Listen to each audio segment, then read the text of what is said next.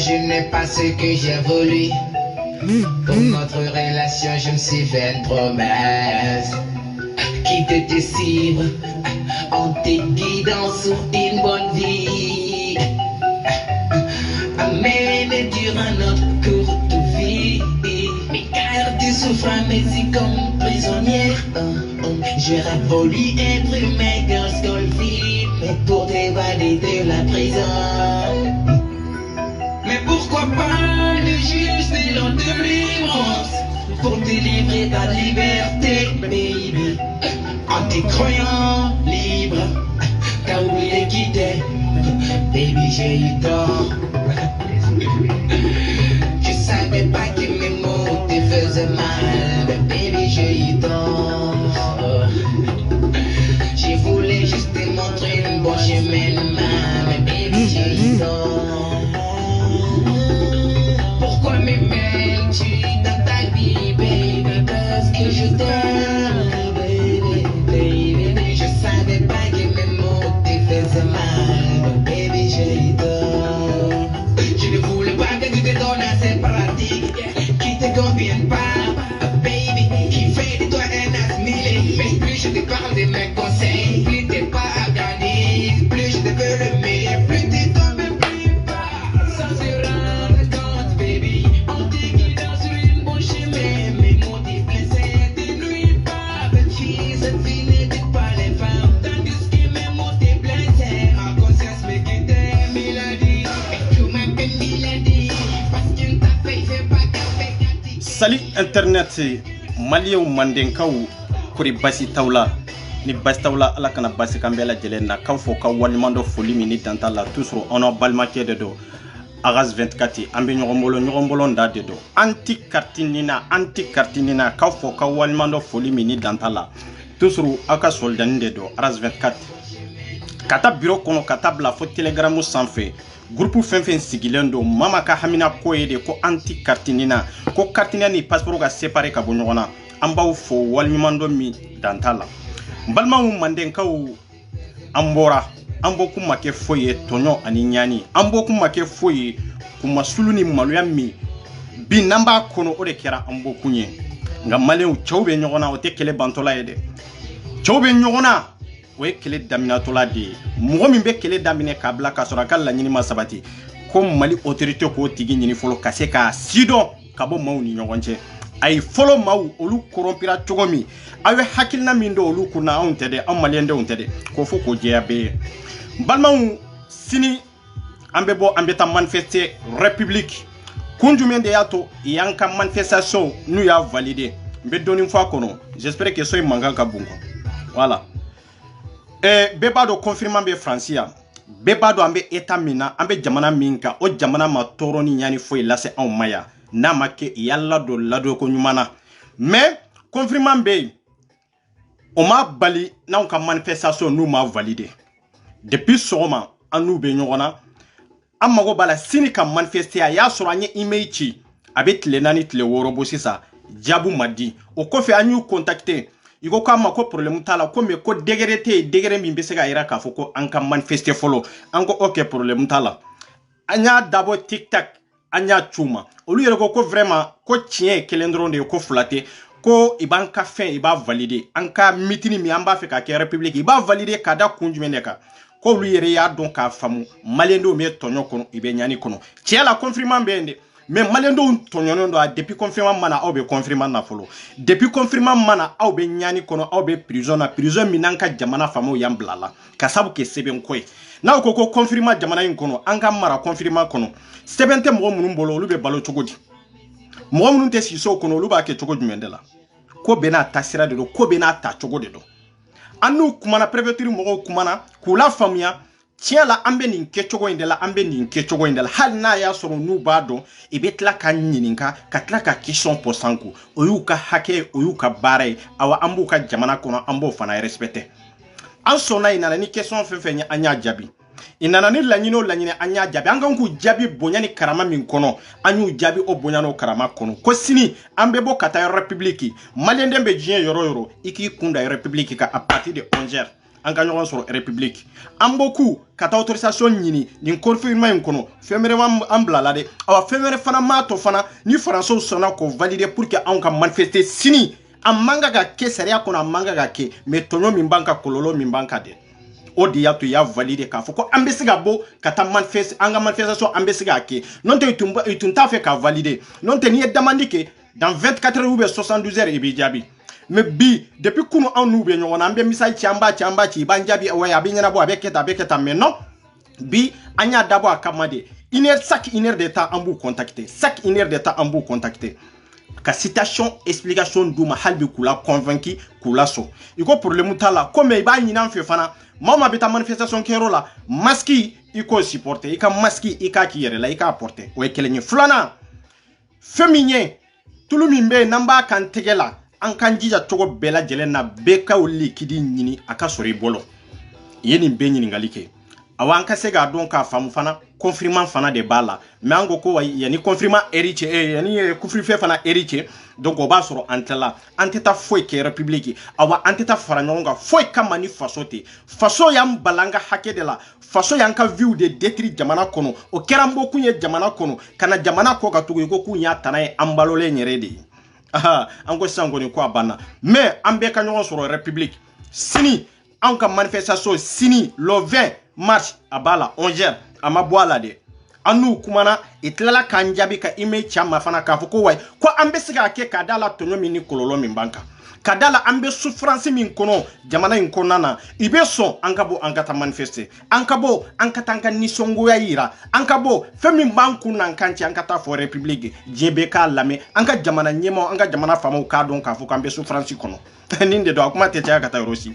n'o tɛmɛna ka bɔ yen maliyɛnw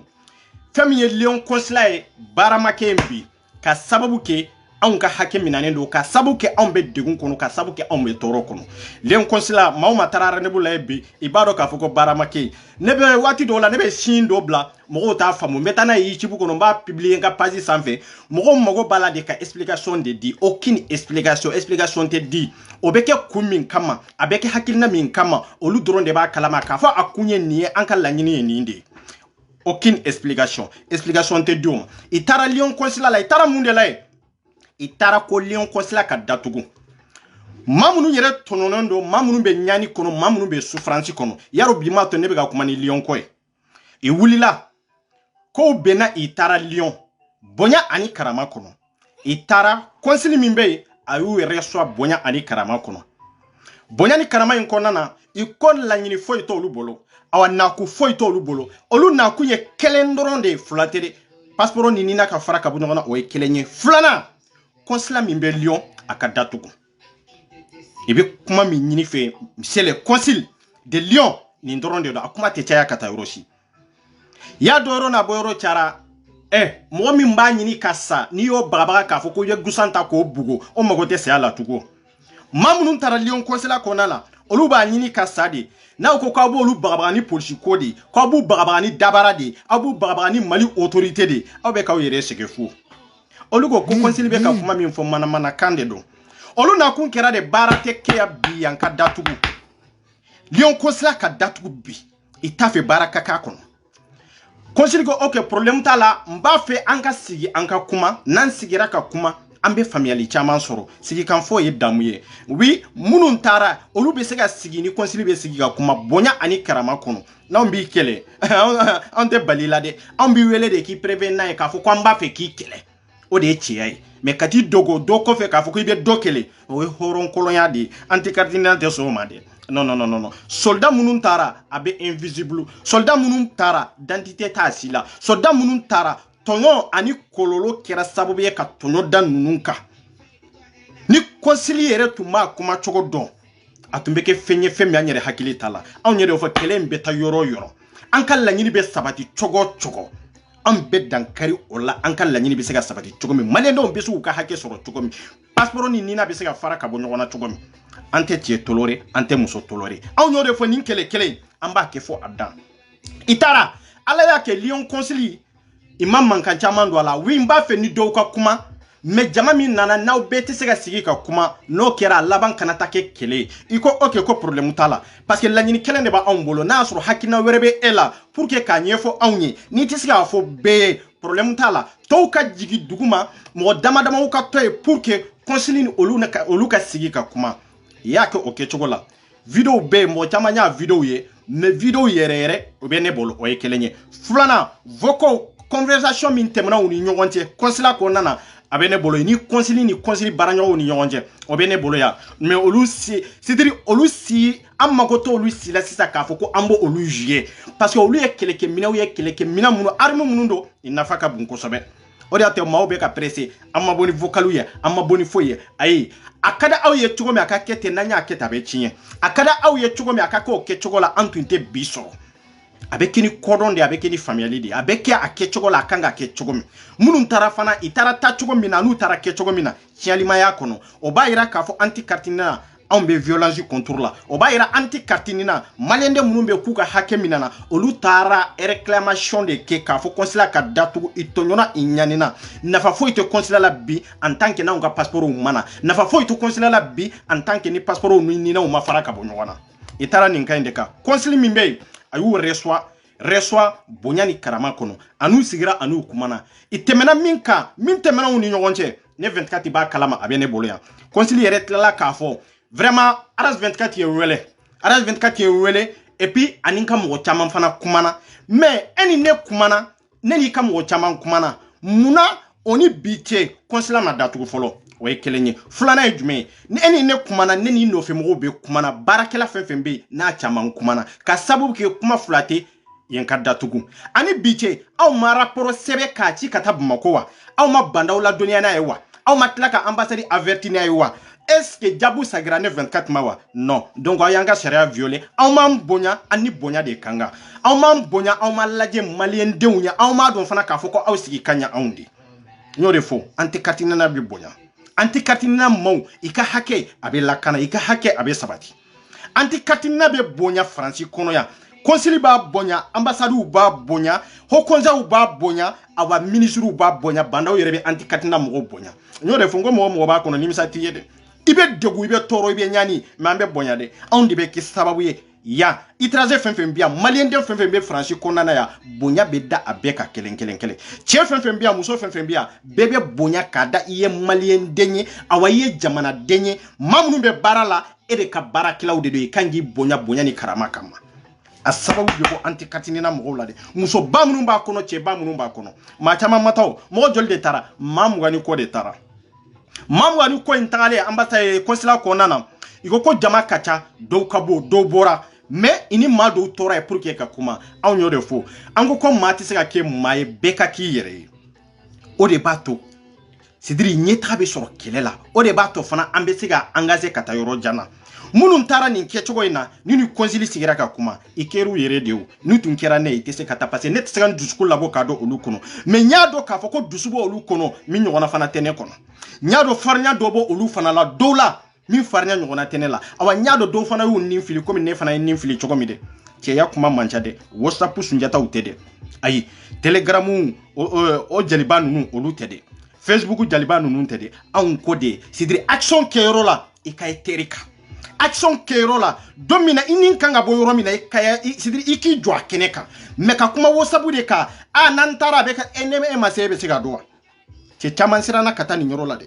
n'an taara an bɛ minɛ an bɛ datugu ou bien n'an taara i bɛ polisiw wele mais minnu taara a kɛra cogo jumɛn de la n ko ye organisation kɛcogo de ye bon ninnu taara consul ye ninnu reçoit a y'u reçoit ka da daluya jumɛn de kan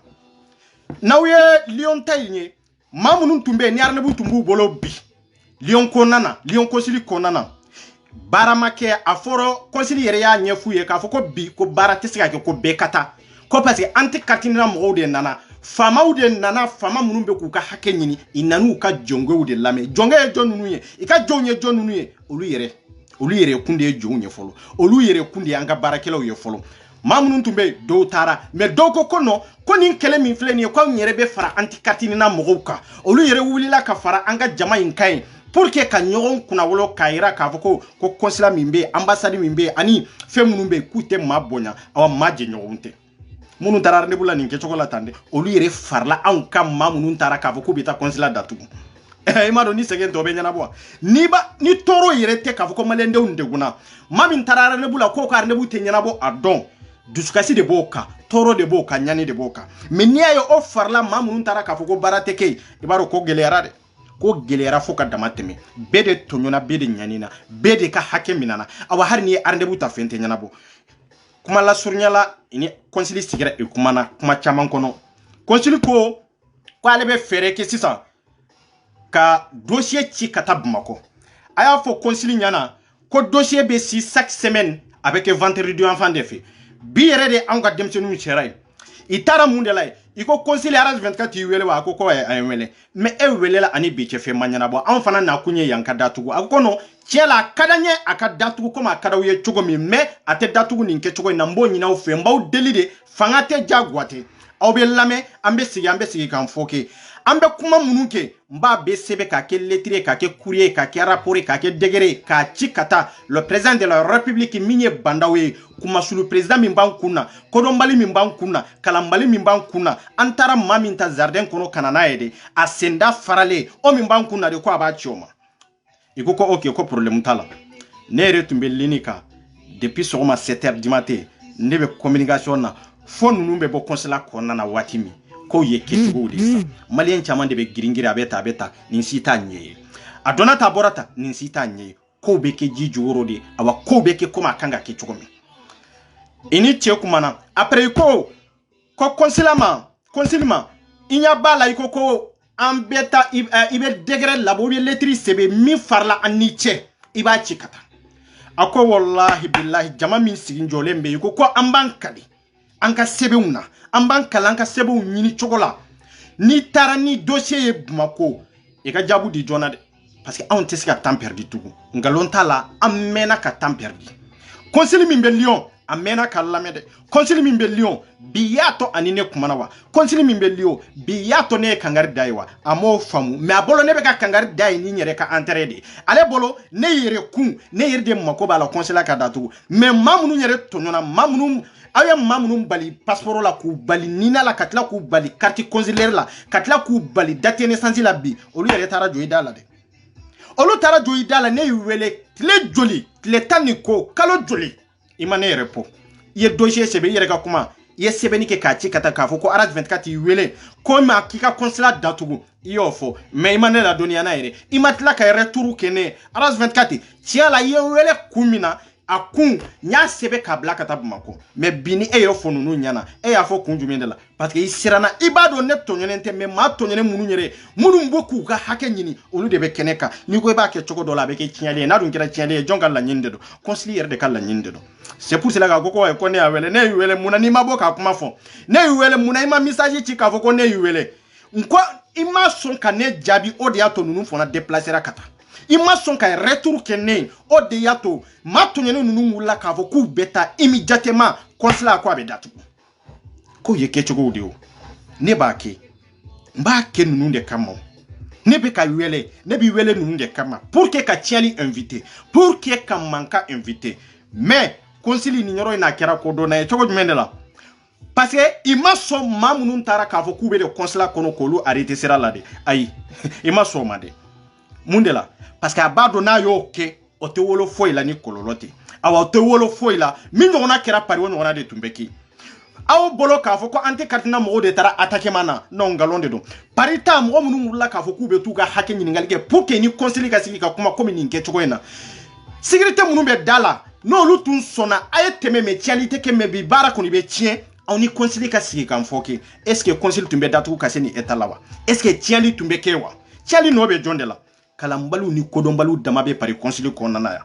fɛndɔnbaliw bagaw dama bɛ kɔnsili kɔnɔna na yan n'i taara jɔ olu da la k'a fɔ k'i mago bɛ kɔnsili la olu hakili la nɔ président de don président tɛ tugu de olu hakili la masakɛ de don quoi e sigilen don mɔgɔ min ka baara kama n'o nana k'a fɔ ko a b'a fɛ k'i ye ko dɔ de b'a kɔnɔ fɛn dɔ de bɛ ka k'a la a duralen don k'i ye fana i tɛ fɛn wɛrɛ ye i ye baarakɛla dɔrɔn de ye mais n'i ka patron nana k'a fɔ ko a b'i ye e bali kun surtout e sécurité min bɛ da la e yɛrɛ tɛ jate n ko aw de ye kɛlɛ tigɛ pour que yan consulat ka ci aw de ye kɛlɛ tigɛ pour que yan consulat balaw ka tigɛ a kɔnɔ mais ninnu taara Lyon ta la olu y'a faamu k'a fɔ a tiɲɛ la an bɛ baara la ninnu de i dusu kasilen do i torolen de nunu fele eta mina surtout mogo ta har na dana mogo sabade ma surtout fo kata mamuga ni kola na manke chogodo na ma keni kodo nye ka keni kala nye ka keni famiyali abe na wolo mina abe sidira akumbeti au nyerere ka ayo yoro de famu akuma ku kana alere nu be sigi ka kuma isigira ka kuma ke konsili ini nega mawu sigira ka kuma o taira ka fo ku isera ka la convaincu konsili ini nega mawu sigira ka kuma o taira ka fo iye fenfen fo ko o de ye tiɲɛ ngalo konsili ini nega mawu sigira bi ka kuma tiɲɛ la barama ke konsili kuna a bɛɛ kɛra kuma ye a bɛɛ kɛra delili ye a bɛɛ kɛra n b'a ɲɛɲini a bɛɛ kɛra n bɛ degere do ci ka taa a bɛɛ kɛra n bɛ nin ci ka taa a bɛɛ kɛra n b'aw ka gɛlɛya don a bɛɛ kɛra tɔɔrɔ min b'aw kan n b'a don mais yani bi cɛ e tun tɛ nin bɛɛ dɔn de wa manamanakan dama de ka d'u ye yani bi ka se e tun tɛ nin dɔ de wa i tun b'a dɔn mais nunu yi averti de ka yirila k'a fɔ ko Lyon consulat bɛ datugu de ko sika foyi t'a la ni ye lettre ci bandaw ma ou bien ni y'a ci ministre ma Mali kɔnɔ a fa y'a k'i jaabi tile 2 kɔnɔ fɔlɔ an b'o layidu d'i ma de non tɛ n'a wolola min na i yɛrɛ bɔra a kalama de a tɛ tɛmɛ i n'an sigira ka kuma wa a tɛ tɛmɛ an déplacera k'an ka baaraw bila pour que ka taa tile journée mun bɛ kɛ kuma la consulat kɔnɔna na wa yɛrɛ a tɛ tɛmɛ o kan de an bɛ maliyɛn bɛɛ kan seere an bɛ fasoden ɲuman bɛɛ kan seere maa fɛn fɛn tɔɲɔnen don an bɛ bɛɛ kan seere an ni Lyon consulat sigira ka kuma bi ani Lyon consulat farla damina ko a bɛ kuri sidiri a bɛ lettre de sɛbɛn a bɛ dossier de dilan k'a ci Mali autorité la k'olu k'a jaabi ɲaamɛ a ka kuma dɔ la ko ale bɛ se ka courrier ni lettre ci ka taa ko mais ko a wajibiyalen tɛ sidiri ale tɛ se k'u forcer diyagoya ye k'a jaabi yanni nin ta in cɛ o bɛ ye e kungo ye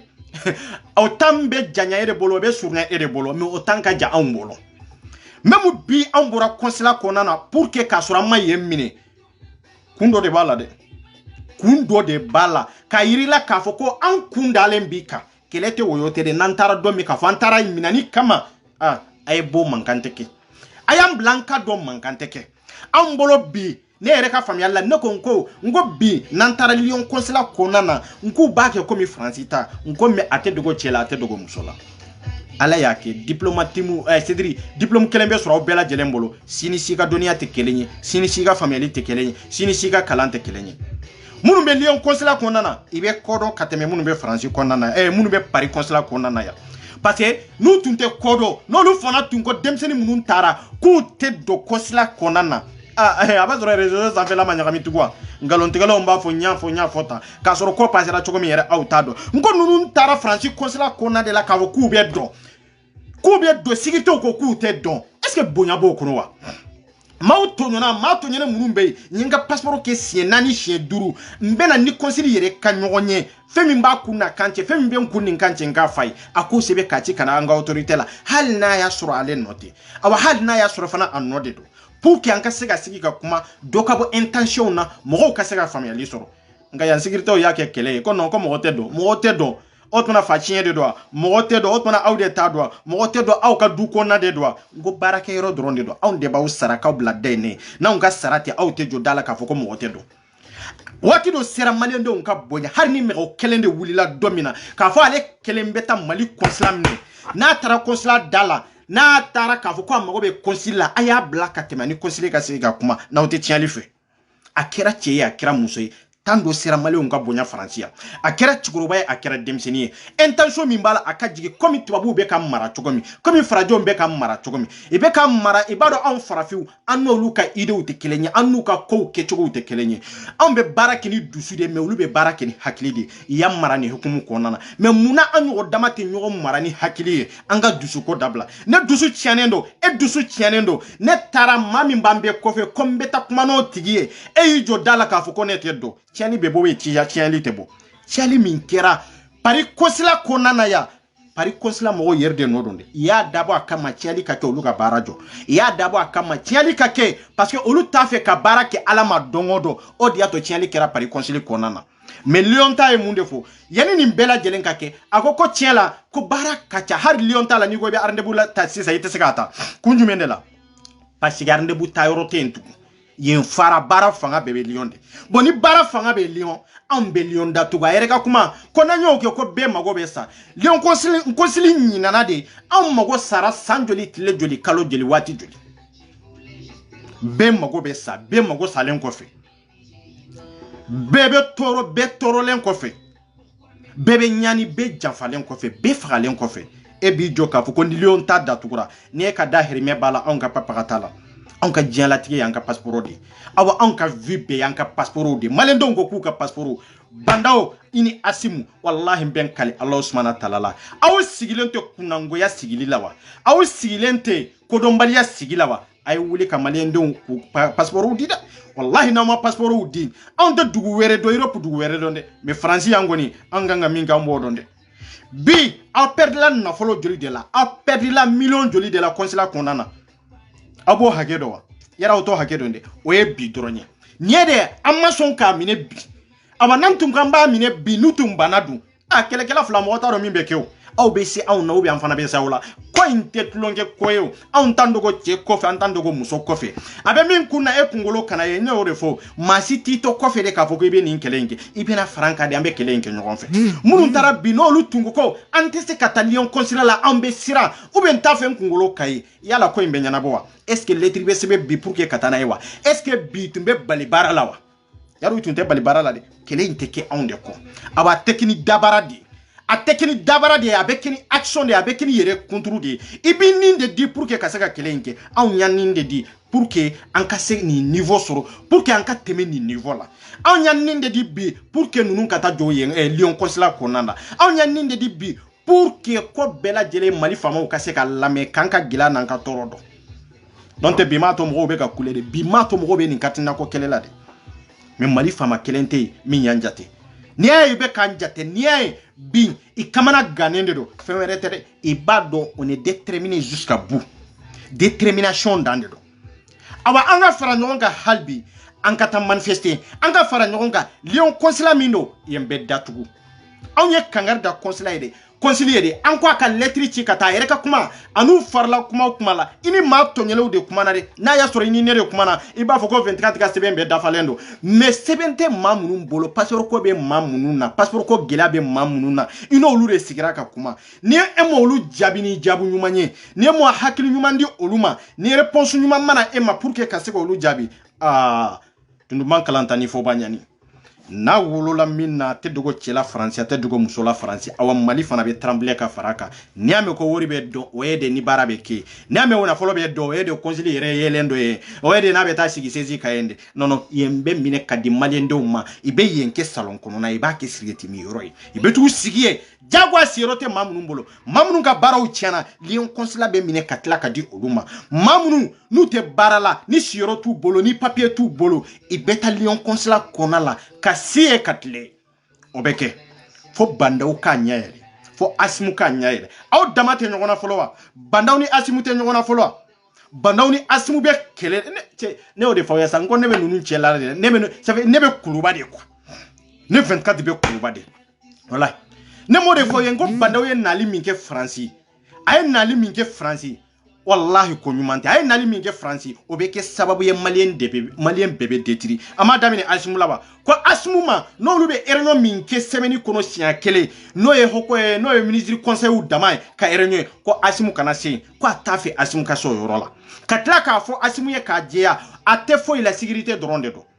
sécurité dɔrɔn a b'o dɔrɔn de kun na or que transition kɔnɔna la en tant que vice président fanga ni pouvoir bɛ e de ta ye mais Faransi ye bandaw la convaincu a kana se Asimu ye a ka Asimu kɛ ganbo ye aw bɛ taa yɔrɔ la min tɛ kungo kɔnɔna ye dɛ Asimu aw de maliyɛndenw janfa Mali janfabaga tɛ mɔgɔ si ye ni Asimu ni Malikinjaw ninnu tɛ nka bi a bɛ cogo jumɛn de la États-Unis i ye bandaw de reconnu diɲɛ fantan naani bɛɛ lajɛlen na même Europe i bɛɛ ye bandaw de reconnu ko a ka fɛɛrɛ ɲini Asimu min bɛ yen sécurité de don a ka da a ka sécurité kɛyɔrɔ la a tɛ se ka foyi kɛ administration kɔnɔ foyi t'a bolo pour que ka se ka kɛ administration kɔnɔ mais yanni bandaw kana Faransi est ce que nin tun bɛ se ka kɛ wa yanni bandaw kana Faransi transition talen ni bi cɛ est ce que nin kuma tun bɛ yen wa bandaw nalen min kɛ i y'a pomper ka taa i y'a pomper contre Asimu contre Malikinjaw ninnu e min sigilen don assemblée kɔnɔ k'i ye honorable ye i bɛ kɛ nɛrɛmugu ye billahi a bɛ kɛ fɛn ye min tɛ nɛrɛmugu ye bon sisan Asimu b'a kɛ cogo jumɛn de la sisan aw b'a kɛ cogo jumɛn de la n ko i bɛ segin ka taa i ye sɔrɔdasi minnu tara ye i ye hɔrɔn minnu tara ye wallahi be sagi kata fara olu kandi awani tara olu be bara dai kamin ka juguni fembe la jele e danye sécurité di hari asimu ye mamunun ta ka fo ko olu ka bandaw gardi bandaw ko non ko olu te valider ale rete son olu ka ale gardi ko ale re des responsables ni tie kele nana ni duna nana Mali kono ini malien bebe se ga nyogonye mais ina ale bandaw mana nyogonye domi on no bela nan tlala nyogonye la ibika kasaw chebe bo Mali kono en tant que président de la République en tant que président de la République ayi ni ndeke ka asimu jabi de asimu teni kunye munde teni kunye minye ay boka nyefu malende onye mama beka nunu de souteni foi tiye ni maloyate mama beka nunu souteni foi tiye wallahi ni dondo kuma sulute idamate nyogona wa bandaw ko responsable werete Mali kono na aledete orke fanga bebe vice président de bolo orke fanga be asimu de tay mais foi te asimu bolo bi a gansan doron de be a gansan doron bandaw ya foye ka jeya asimu ye nebe niveau mina bi hanni Mali be farla nyonga tete mi bi se ga le ka kuma kan la wulire ate na ale ya tike kabla yoromi yende do na ko ku de do asimu ma ga gardi ko re ka ba ne taro e kanga munde ebe munde kesisa yi sura su jamfa ayo ludi sayama yere nana place mi nyereta o place yere ibende doro me ite parce que place kunye de pour que joro do kayila mais ye joro be mina la sisa joro fo iti bolo papagate asimu bolo aba asimu gansa de be no de fo ngambe takama katu mina nu bolo de ube klo de ta ka sama kaji katu mine kuluba kaji nai aw ka hera be bala ka katina ni passeport de faraka bunona billahi bandaw ko asimu ma ako asimu ntafe ni conseil ministre be nyogonye domi ikaye keneka parce que anye foite idoro foitala awa itisika fenka kono itisika fembo akono ye bandaw délicieux joli bandaw ko kono je suis pas d'accord ateke awa manga gake est-ce que jorebe asimu la folowa aya ke kamo jabi olu masega jabi yo ko fama ko abeke to akoko no ko asimu joro foite nina ko ale ni ministre be nyogonye asimu joro foitola ale ni conseil ministre be nyogonye asimu joro jumende bala asimu yere ka barate foye l'état kono en tant que sécurité drone de dirama sécurité drone à part de sécurité muerebe même armée mimbe ko armée te asimu tay ngo akira kuna ngo ya danya akira li bolla katanyefe ifabe sa itara kofi babesa itara kere la idembe sa itara kere do inadro muzobe sa ni tora tabali yere be to akono amake ya awye Mali jamfa parce que on malendo njera aw jera kando de ka pour que ibeka kata ayo horon kando de di nyoma pour que ibeka kata mais aw yan jamfa ko horon ka amasega la walia ayam be jamfa kelenkele a jamfa adaba bira odala de adabe biri muadala minta aw yere de mama ya deme ni nkoina mama be ka usuteni fanga inkona la abebe malu ya kelenkele aw damate nyona folo on be ka uta ka balon kata aw nyoda ma be ka nyon balo kuluba mandi bide kuluba mandi bi bandaw yo kuluba goya asimuma aye kuluba goya aya goya maliki njawma de ku ka sagi kata communauté ru de sorasi gansan drone de do ku kata sorasi yala ibe boy betami aw yere ni alati asimu be se kana yawa atise kana yaw me abetami sedaw ko ku ga sagi kata sorasi ya de la sedaw de sona ka bandaw la convaincu ka sécurité beta Européen nka son Francis fana ka so ka vo bandaw e reconnaître et de président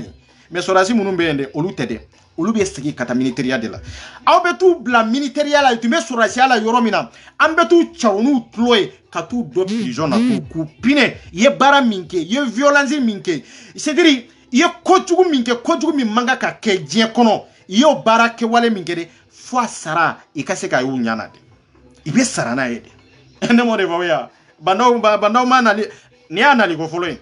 aga fulana ngankaye mais fulana te sega ke ka on de to ya nante bandaw yere sigi faden keneka c'est ça la vérité on yere fo transition on ka papa on ka transition on ka passeport odi akadi minye kan souteni horoya kade wallahi ambe horonya de ka akadi minye ka transition souteni eni maluya ni kuma sulute farade bi dama be nyogona ebe sega munde fo ibe transition souteni bandaw ani asimu be nyogona ani maliki njaw be nyogona etona etaye munde koni dumbi yere dona de bi siye kameri kanga munde ke manga ka munde ke akira kuna ngoya danya c'est ça la vérité on ye malien deundi jamana den minnu n'u b'u danbe don n'u b'u ka yɛrɛma hɔrɔnya dɔn ni halalaw de don wallahi ya anw de wallahi i bilala ɲɔgɔn na kun min na cɛ ne 24 bɛ bɔ n'a ye dɛ mais bi tɛ dɛ wallahi bɛ bɔ n'a ye dɛ bi tɛ dɛ m'a fɔ ko bandaw ani motari wani tun bɛ ɲɔgɔn na ka tɛmɛ wa yarɔ n y'o fɔ n ka video dɔ kɔnɔ motari wani ye kɛwale min kɛ n k'u tun bɛ ɲɔgɔn na cɛ ma bɔ ka kuma awa ne b'a kɔnɔ de information an bɛ taa su de kɔrɔ aw b'a ye réseaux sociaux de sanfɛ ne ka papagatɔ la cɛ mɔgɔ min bɛ pɔn jukɔrɔ mɔgɔ min bɛ dibi la o ɲɛ bɛ bɛɛ la dɛ bɛɛ ɲɛ t'o la dɛ anw bɛ dibi de la parce que yɛlɛ man da anw ye ni yɛlɛ jɔra anw kan dɔrɔn an bɛ hayiba anw tɛ yɛlɛ yɛrɛ de fɛ anw bɛ dibi de kɔnɔ de an tɛ katinina soldat minnu bɛ yen ko an tɛ katinina kɔnɔna na surtout soldat minnu sigilen don a kama an tɛ ye réseau sanfɛ awa an tɛ ye whatsapp kɔnɔ an tɛ ye telegram kan anw sigi kun ye de ka nin di pour que an ka passeportw ka sɔrɔ consulat ka datugu an b'aw fɔ dɛ maa o maa y'a sen bɔ a kɔnɔ ka taa Lion ta la yan aw ni hɔrɔnya aw ni danbetigiya aw ni yɛrɛ dɔn aw m'a kɛ aw yɛrɛ ye wallahi aw y'a kɛ faso de ye aw y'a kɛ faso de ye maa mun ka ni kɔ dɔrɔn ka taa maliyɛn joli de bɛ min tɔɲɔnen don dossier min bɛ ne bolo bi k'a fɔ ko dossier min n sera ka hakɛ don n ma se ka min imprimer o t'a la de min yɛrɛ hakɛ bɛ n bolo 40 000 et quelques dossiers yarɔ n tun bɛ 30 et quelques de la 40 000 et quelques dossiers a bɛ se ka mun de faamu don o don maa bɛ tɔɲɔ ka taa de ala ma don o don an tɛ katinina se a ye k'aw yɛrɛ ye wallahi maliyɛn dɔw aw tɛ nimisa kɛlɛ min na kɛlɛ min bɛ maliyɛn dɔw kunna wolo jamana kɔnɔ ani jamana kɔ kan kɛlɛ min b'aw ka hɔrɔnya d'aw ma kɛlɛ min b'aw ka hakɛ ɲini k'a d'aw ma o ye an tɛ katina mɔgɔw ye de cɛ anw natalen tɛ cɛ la dɛ anw natalen tɛ muso la dɛ anw y'o de fɔ kɛlɛ in kan ka kɛ sira o sira kan maaw ka laɲini ka sɔrɔ maaw ka lafiya fantanw ka hakɛ ka sɔrɔ ka tila k'u respecter an bɛ to o taa sira dɔrɔn de kan a ye na fara an tɛ katina mɔgɔw kan aw ka hypocrisia ni nafigiya dabila aw ka kɛrɛfɛ mɛruw dabila non ni ko wulila k'a fɔ ko ka kɛ mɔgɔ min bɛ se k'a kɛ jɔyi jɔyɔrɔ la ne bɛ se k'a kɛ sa papaga tɛ anw y'o de fɔ sa maa tɛ vi siɲɛ fila sa an tɛ se ka jan da ala ɲɛ sa maliyɛn tora de dɔrɔn ka jan da ala ɲɛ k'a essayer n bɛ sa ou bien n tɛ sa o ye nkalon de saya de mana hali bi n'i y'a mɛn i yɛlɛla k'o ji ka jigin ko n yɛlɛla ou bien n bɛ sa n tɛ sa saya de mana de ni saya tun nana i bɛ sa de i tɛ tɛmɛ o mais n'i y'a ye i tɛmɛna kogoji kan ka kogoji traverser ka tɛmɛ i ma sa wallahi i sa dɔn ma se fɔlɔ dɛ mais e bolo e bɔra e ma bɔ e kan ka tɔɲɔ min sɔrɔ e kan ka kɔlɔlɔ min sɔrɔ e bɛ kisi o la de ya kisi cogo tɔ la an ka kan yɛrɛ ye an ka kan yɛrɛ an ka ɲɔgɔn sɔrɔ république sini musow ko bi an b'an cɛsiri an n'an denw an b'an cɛsiri an n'an cɛw an b'an cɛsiri an n'an balimaw n'an sinjiw muso minnu ma sɔn k'u ka tafe bolo i ka tafe bolo k'a bila cɛ wɛrɛ ye o muso kelen ninnu danbetigi musow hɔrɔn musow an tɛ katina kɔnɔ ko sini k'u bɛ taa république de k'olu bɛ t'u ka dusuma kasi yɛrɛ européenw na i bɛ taa yira mali de ta la k'a fɔ ko anw cɛw dɔrɔn tɛ dɛ awa hara musow yɛrɛ b'u nɔfɛ awa anw denw dɔrɔn tɛ dɛ awa hara anw yɛrɛ b'u nɔfɛ an balimaw dɔrɔn tɛ dɛ awa hara anw yɛrɛ b'u nɔfɛ e min sigilen don a gɛlɛya bɛ e kan e ko e tɛ y'a kɛnɛ kan e min sigilen don n'i nana n'i ka dossier e ko i tɛ y'a kɛnɛ kan e min bɛ groupe kan n'i ko tan t'i bolo rendez-vous wɛrɛ bɛ e bolo cɛ n ko maa ka hɔrɔnya b'i yɛrɛ de bolo i ka hɔrɔnya a b'i yɛrɛ de bolo n'i ye hɔrɔnya ou bien n'i tɛ hɔrɔnya i yɛrɛ de b'o dɔn dɛ yanni maaw ka tigɛ i la i yɛrɛ de bɛ tigɛ i ka hɔrɔnya la o can bɛ ɲɔgɔn bolo dan de don aw minnu taara Lyon bilahi ne y'a dɔn bi k'a fɔ ko maaw bɛ yen n'aw sara yɔrɔ o yɔrɔ ni 24 sara yɔrɔ o yɔrɔ ni Kasimu sara yɔrɔ o yɔrɔ ni Awa sara yɔrɔ o yɔrɔ ni Sila sara yɔrɔ o yɔrɔ wallahi ni Sangare sara yɔrɔ o yɔrɔ ni Usmani sara yɔrɔ o yɔrɔ ni birokɔnɔmɔgɔw sara yɔrɔ o yɔrɔ k'a fɔ ko aw bɛ sa nɔfɛ wallahi an y'o dɔn dɛ n'o tɛ bi m'a to ne bɛ ka kule dɛ bi m'a to ne ye ninnu wele k'u wele ka segin ayi m'a faamu ko kɔnɔ ko n bɛ entrain ɲini de la n ko entrain ko ayi n k'u ka sigi i ka sigi saya meleke bɛ taa jugu kan yen dɛ i dun taara i dun y'o bisimila dɛ y'aw bisimila dɛ awa ma daminɛ dɛ maa minnu taara nin kɛcogo in na n bɛ n kali Ala subahana taala la ni 24 tun tɛ bi ni Kasimu tun tɛ bi ni Sila ni Awa tun tɛ bi a b'a sɔrɔ an tɛ nin kuma la dɛ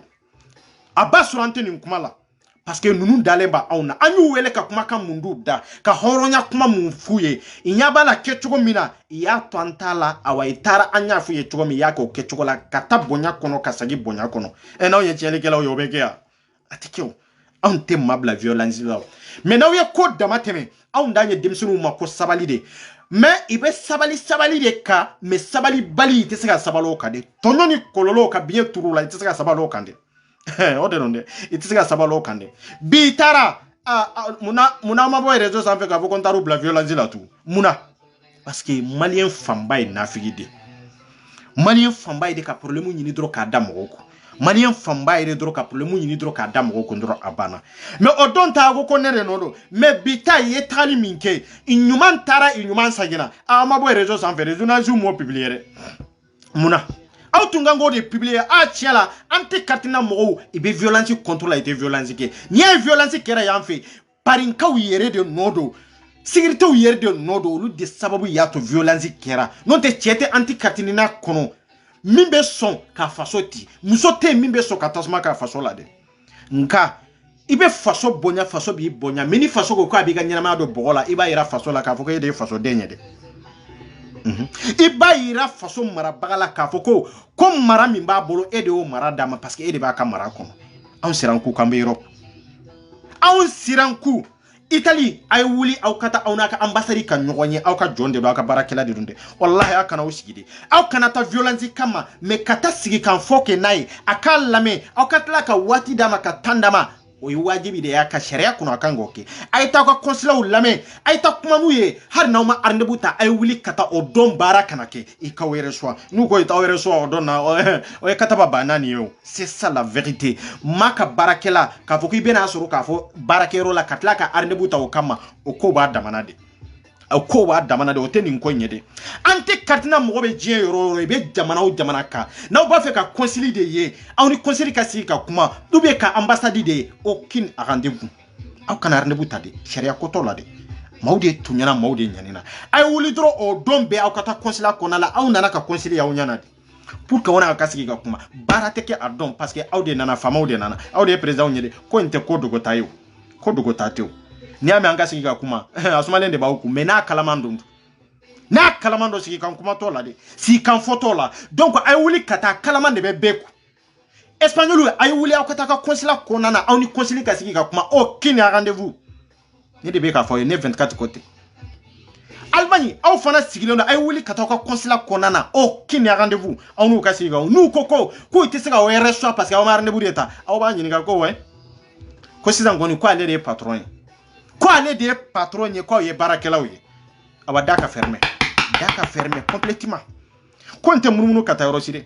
an bɛ maliyɛn bɛɛ wele a hɔrɔn musow a hɔrɔn kɛw denmisɛnnin minnu bɛ yen makɔrɔba minnu bɛ yen a ye n'an ka fara ɲɔgɔn kan pour que ka kɛlɛ in kɛ san aw bɛ ka sira kɛlɛ in ye kɛlɛ in yɛrɛ ye conséquence ye a fɔlɔ ye conséquence ye fɔlɔ conséquence fɔlɔ ye jumɛn ye depuis da maga k'a fɔ ko nina défaut b'i ka nina la dɔrɔn o ye conséquence fɔlɔ ye filanan ye jumɛn ye e min bɛ ka réclamer pour que nina ni passeport yɛrɛ ka fara ka bɔ ɲɔgɔn na ou bien ka corriger e yɛrɛ ye conséquence dɔ sɔrɔ a la conséquence sabanan ye jumɛn ye e yɛrɛ sɛbɛn yɛrɛ t'i la fɔlɔ sɛbɛn tɛ e maa min na e sigi kun dɔ k'a fɔ ko e t'a fɛ ka ye wa ni e ma e bɛ sɛbɛn sɔrɔ fɔlɔ wa e ka sɛbɛn ko ma ye régler fɔlɔ ni e y'i sigi k'a fɔ e b'i dogo de ka kɛlɛ kɛ est ce que ɲɛnabɔ cogo b'o la wa e b'i sigi minnu bɛ ka kɛlɛ kɛ n b'u lajɛ i mana kɛ cogo min i mana ordre min an tɛ ordre bɛɛ di aw ma dɛ ayi ordre dɔw bɛ an b'o d'aw ma mais ordre dɔw bɛ anw t'o di de bɛɛ y'i ka responsabilité de ta o la bɛɛ de b'i ka responsabilité ta o la bɛɛ de b'i ka décision ta o la i kan ka min kɛ i b'o kɛ mais anw kan ka ordre d'aw ma kun min kan anw kan k'a fɔ aw ka ko min kɛ nin de kan ka kɛ nin man kan ka kɛ o b'a damana de dɛ c'est ça la vérité donc bɛɛ ka destin b'i yɛrɛ de bolo an ka kan yɛrɛ mali musoba minnu bɛ mali muso an ka fara ɲɔgɔn kan sa a ye na fara musoba minnu bɛ an tɛ katinina kɔnɔ sa cɛw ne ko mun de b'aw la de katina ko gɛlɛya b'aw kan passeport ko tɔɲɔ b'aw kan aw ni musow tɛ bɛn aw na c'est-à-dire aw n'a denw yɛrɛ tɛ bɛn ala ni kɔlɔlɔ min binna aw kan aw tɛna fara an kan ka kɛlɛ in kɛ ɲɔgɔn fɛ wa aw tɛna fara an kan pour que jama in ka se hakɛ dɔ la ka tɛmɛ hakɛ dɔ la wa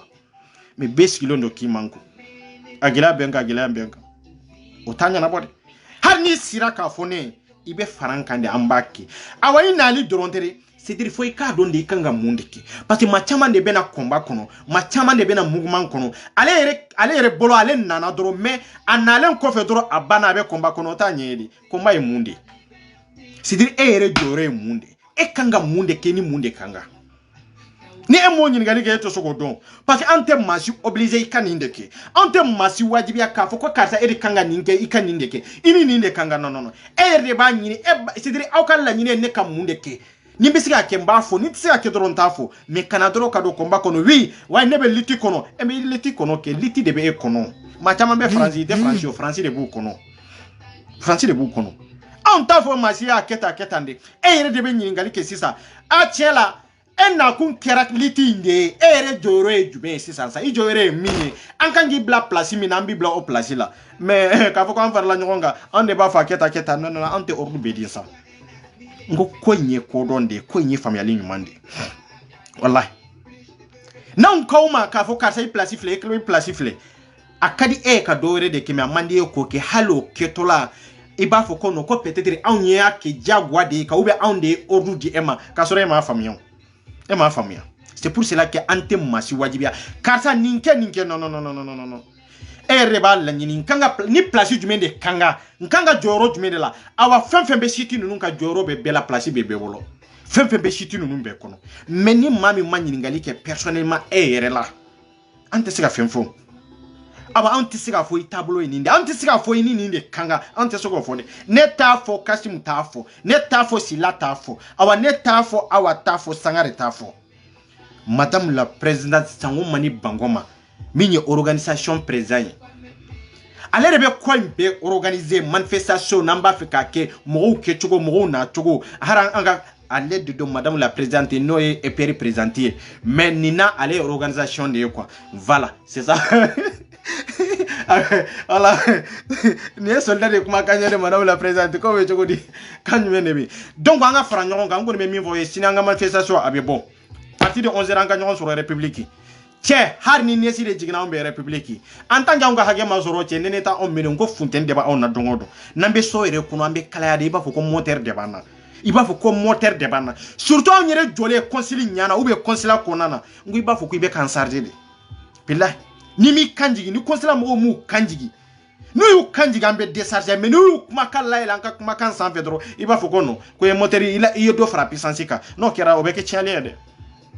anti-Katinina, vive anti-Katinina, wallahi. Amunu farla ɲɔgɔn kan, an farla ɲɔgɔn kan hɔrɔnya de ka danbe de kan. Hali n'a y'a sɔrɔ hɔrɔn kolon dɔw b'an cɛ la,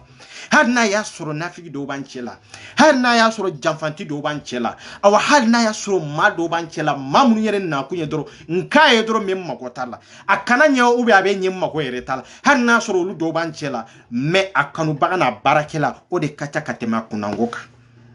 O de don dɛ anti-Katinina vive anti-Katinina an bɛ ɲɔgɔn bolo video kɛla fɛn b'a kɔnɔ kɛrɛnkɛrɛnyana bamanan waliju jɔ bala anti-Katinina n'aw ma jɔ bala fɔ aw bɛ kɛ fisuru wale ye wallahi jɔ bala ye hɔrɔn de ladiri de n b'o fɔ aw ye dɛ jɔ bala y'a seko damayira kɛ kɛlɛ in na de jɔ bala bɛ ka anti-Katinina soutenir 100% mais ni na ko gɛlɛya t'a la passeport ko gɛlɛya t'a la de ayi o t'a la de wallahi bokumu min fana de don n'o ye ne yɛrɛ ka sɔrɔda ye non a bɛ ka n soutenir dɛ jogoro me de do jogoro ma min do horon de do wallahi courage bala courage fafin bala surtout krengernyana la famille malinka soldat munu be malinka famille kono non olu be ka soutenir Mali de kama parce que malinka famille sigilen yere Mali malien de kama et puis yere sigilen be malien de kama yere ma jamute de ka fo yere be malinka famille kono yere ya kono mogo ye ou be yere e peri kono mogo ye o tede ko chama o nyabi ko chama na rejo so sanfé publication chama na rejo so sanfé aw nyabe fen chama na rejo so sanfé fewerete malinka famille soldat de soldat mu ye invisible ye ite nyana me mago bala inafa de kase mogoma katimu ka toroka te mamru be kande me kelena horon de donde